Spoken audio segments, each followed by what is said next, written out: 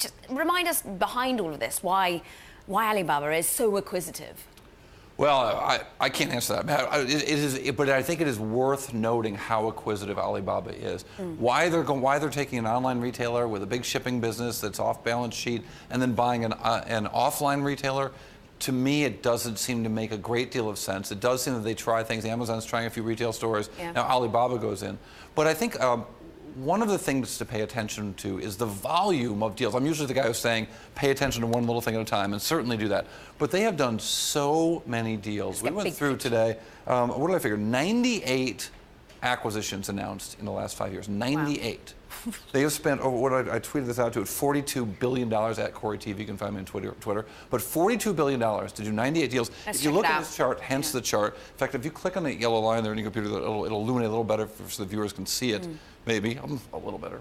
Tiny bit. But these are the size of the deals. Yeah. And this is the number of deals that they're doing every quarter. So these guys are doing so many acquisitions. I'm not saying it's a roll-up, but it looks a lot like a roll-up. And it's hard to imagine a company that's able to do so well with so many moving pieces. And these are just the deals that we know about. They also do some deals that they list in their financial filings that are too small to mention. But the fact that they spent $42 billion and 98 deals over the course of 5 years suggests that there's a lot of parts of Alibaba that are still in a process of integration. And those kinds of things can be very difficult for a company. And it, indeed, has been many companies before them have fallen with these kinds of acquisitions. Now, companies like Cisco are the rare exception when they've done very well with these things. But companies that do so many acquisitions often have problems with them.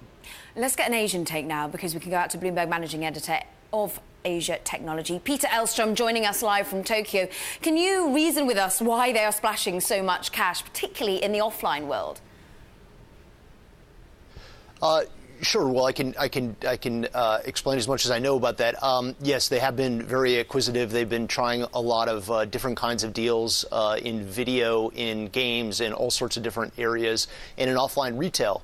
I'd say the difference is that China's retail market is much more fragmented and much less efficient than, say, the U.S. market. And they see an opportunity here with Intime and with a couple of other retailers that they've invested in to try to bring some of their know-how, some of their customer experience, and some of their technology, frankly, to bear on the retail sector that hasn't been operating so well. Remember the backdrop here. The Chinese economy is slowing quite a bit.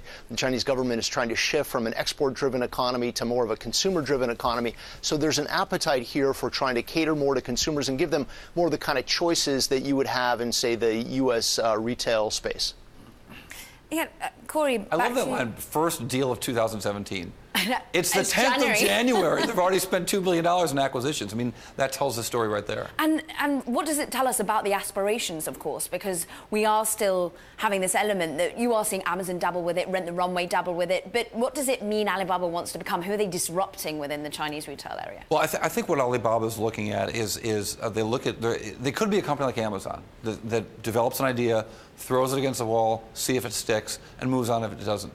Or maybe they're going to make massive investments into offline retail. But this is $2 billion of shareholder money. So we should expect some return from this and a lot more to happen with this. Or investors would want to wonder, where's all this money going? Who's getting all of this money? And is it investor money being squandered? We haven't seen substantial results from all of the acquisitions that they've been doing. And at a certain point, they're going to be called to the carpet about that. Peter, how's it being digested by investors in Asia? Well, I think the view in China is a little bit different. There is this fast-evolving technology sector, and the primary financiers for a lot of these startups in China is a bit different than in the U.S. You have Alibaba and Tencent in particular, Baidu to a lesser extent, investing in a lot of these startups. So a lot of the deals that Corey is talking about are these investments in startups where they're trying to bet on fast-growing opportunities in, say, ride-hailing or online to offline experiments. So, yeah, they certainly are experimenting with things. In the case of retail and the Intime deal, they're experimenting with some things. But I think there's more of an appetite to try that because the sectors are growing pretty rapidly and there's a lot of opportunity there if the returns take off.